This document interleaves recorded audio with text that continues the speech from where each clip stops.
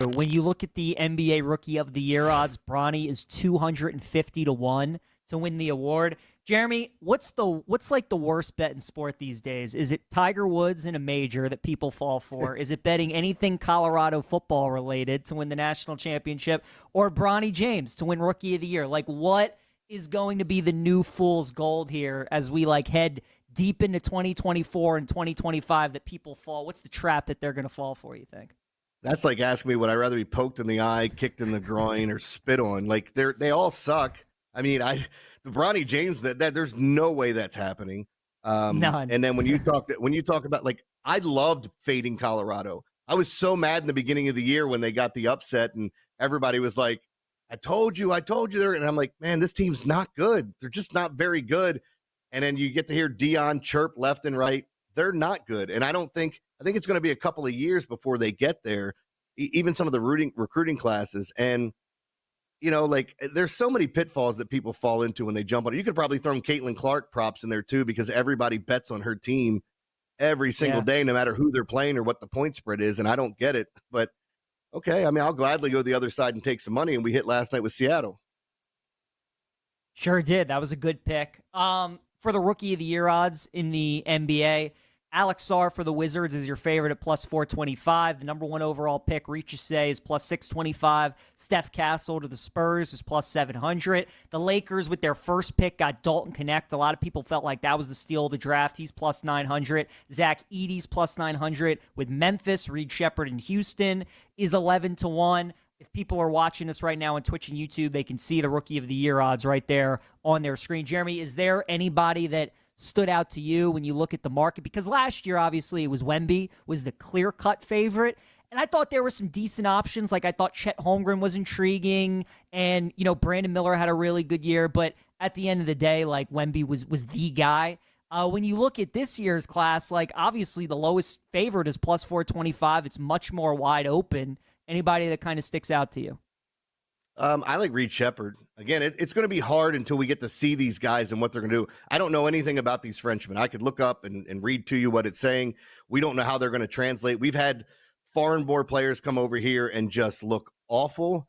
And then we've had the most amazing players in the league come from overseas, whether you want to look at, Giannis, Jokic, and even then they weren't even highly touted. But, Luka was, and now we've got some of these other guys. Wemby was. And there's just an influx of these French players. So I don't know if I want to put my money on them without knowing anything about them. But I love the way Reed Shepherd plays, and I think he could fit in on any team. The guy's just a walking bucket. And knowing that you can be a scorer, I mean, he might be a sixth man for Houston, but I like him coming in and getting an opportunity, and he'd be a guy that I'd be interested in. There's a couple other ones that, like, stood out. I mean, Edey's interesting, but I don't know that I can go there.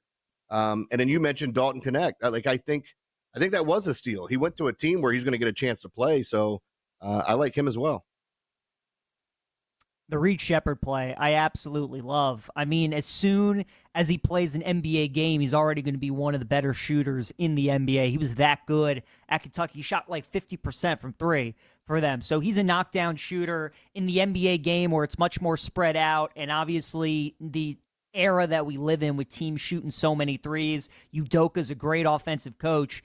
I think Shepherd's a great play. So I totally agree with you there at 11 to 1. Connect, I think, is a good look. The guy that intrigues me is Reed Shepherd's teammate in college, Rob Dillingham, because so much offensive game there, Jeremy. He's a great ISO scorer. He goes to Minnesota. And obviously the position that he plays, maybe he's a point guard. I think he's more of a two. You got Anthony Edwards there. But, like, Minnesota's got depth at that position, but a lot of their guys are defensive-first players. Like, obviously McDaniels and Walker Alexander. Conley, at this point in his career, isn't the offensive player he once was. So I think Dillingham's going to get some opportunities. He reminds me of, like, a Jamal Crawford type, just, like, instant offense, so shifty, elite-level scorer. So I like Dillingham at 18 to 1. I think he's pretty interesting. But I kind of think this is a good year to, like, take a long shot, just because, like, certainly the guys towards the top, have a great chance to be starters for their teams and get a majority of minutes. But I think there could be a guy, kind of like, if you want to compare the NBA to an NFL, maybe like there's a Puka Nacua of, like, this year, right? A guy totally off the radar that maybe makes a name for himself towards the end of the season. So to kind of just put a bow on all the NBA draft talk, who do you have as your early bet for Rookie of the Year? I'm gonna go Dalton Connect with with the Lakers. I like Dalton. I like him. I think he's a perfect fit for the Lakers. I'll just say that. And I think he's going to get a lot of playing time. He's 23, so I think a lot of NBA GMs, they look at age and they think, he's old. I don't want to draft him. I want to draft like an 18, 19-year-old. But Connect is ready to play in the NBA. He's ready to contribute right away, and the Lakers are going to need some three-point shooting. JJ Redick is his head coach, one of the best shooters ever. You combine everything together, maybe Connect has a great season. Plus, all the national media coverage is going to be on LA. So all the eyeballs, a great coach, immediate improvement. Dalton Connect, 9-1. Rookie of the Year. We also have odds for the upcoming season, and obviously the Knicks trade for Mikal Bridges changed a ton of things. They are now the second favorite to win the entire thing at plus 725, and they are the second favorites to come out of the East at plus 350. Boston's the favorite, plus 300, plus 120 to win the East. You have the Nuggets right after the Knicks, the Timberwolves, Thunder, Dallas, Milwaukee. We were talking a little bit about this yesterday, Jeremy, but now that the draft is fully complete, had a couple days to kind of think about the Bridges trade. Any thoughts for you on the futures market in the NBA? We looked at a couple different things. I mean, I think if we're going to start talking about some of these teams and how they're going to do, I'm going to be a little bit more bullish on Houston this year. And I know we just talked about Reed Shepherd. I really liked them last year. I thought they were playing great basketball, and then everybody got hurt. And once Sengun went down, that was a big difference maker, I think. Yeah, but looking at the future market, we talked about the Western Conference, and so much talk about Bronny James going to LA and the Lakers, and it's like I don't even know if the Lakers are going to be relevant in the playoff race. There are so many good teams. You and I were bringing up Ja Morant coming back. Like, fully expect Memphis to be good again as long as Ja's healthy. And I just think the West is just incredibly difficult. The Eastern Conference, I'm intrigued to see what the 76ers do if they add another stud to go along with the two that they have. And try to change the landscape there. What happens with Jimmy Butler in Miami? That's another one. But yeah, as far as the futures go, there was nothing I jumped on from a Rookie of the Year standpoint. We just talked about that last segment. I'm not going to touch anything MVP related because I think it's just a log jam there, and that thing's going to change so many times throughout the year. But I do like, there are certain teams that I like what they did in the draft and how they're assembled coming into free agency here. Yeah, I mean, in the futures market, I mean, you talked about it, man. The Memphis Grizzlies, that's the team that we were both kind of looking at each other like that's probably where the best value is right now at 20-1 for them to win the West. They're 40-1 to win the NBA Finals. And a lot of it is because they had so many injuries last year. And naturally, when, a conference is so strong and a team has injuries to some key players, you kind of forget like the roster that team has when they're fully healthy. We were talking about it yesterday. I mean, Memphis has Ja Morant. They have Marcus Smart, Jaren Jackson Jr. They got Zach Edey now. Like, they are going to be an elite defensive team, especially if you get them in a playoff series when the game slows down and you don't get Edey in these games that are as much of a track meet. Like, it's going to be a tough team to score on in the half court. So I like Memphis as well. I think they could be a team to watch. And your point with the Lakers, I mean, this was a team that made the play-in tournament last year. And it's like, obviously, for them to be one of the top 6 teams in the NBA, in the Western Conference, you're going to need one of those top 6 teams to come out.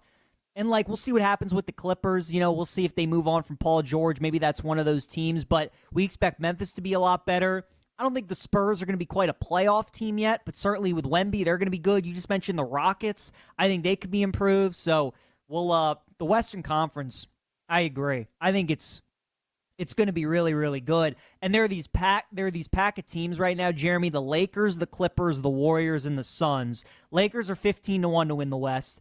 Warriors, Clippers, 16-1. The Suns are 18-1.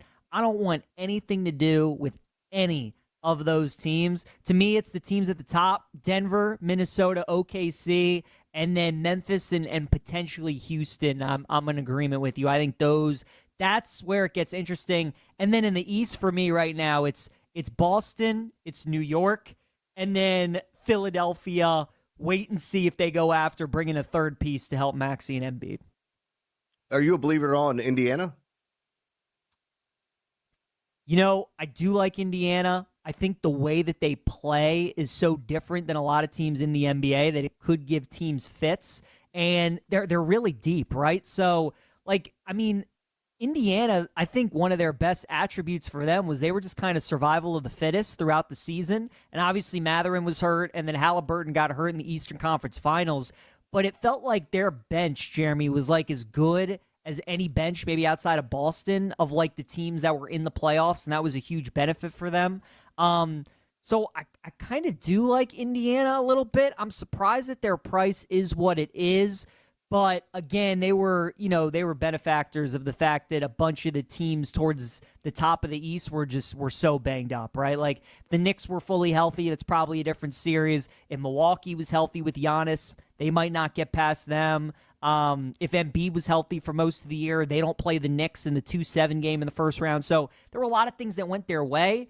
But again, with Philadelphia, like we're going to be asking ourselves those same questions heading into next season. With Milwaukee, we're going to ask ourselves the same question heading into next season with Giannis and Dame. So I do like them, to answer your question, but I also think just this past year they were fortunate that, teams got injured around them.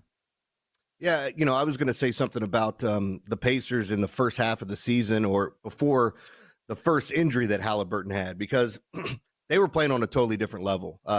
Their ball movement, the jump shot, and everybody was buying in. They didn't care who got the bucket. But I think Tyrese Halliburton, I understand what he was doing. He came back too soon from the injury. He wanted to be eligible for All-Pro. He wanted to be eligible for that Supermax that, Luka's going to get and some of these other guys, because he's that talented of a player. But you got to play a certain amount of games to be eligible for that. And I think he came back way too soon. And if you watched him in the second half of the season, it didn't even look like he was shooting. We were coming away from games where he was taking like 8 shots. And I'm going, what's going on with him? He could still handle the ball and get everybody involved. And it wasn't like it was that big of a step down for him to play. But I wonder what could have been had he been healthy.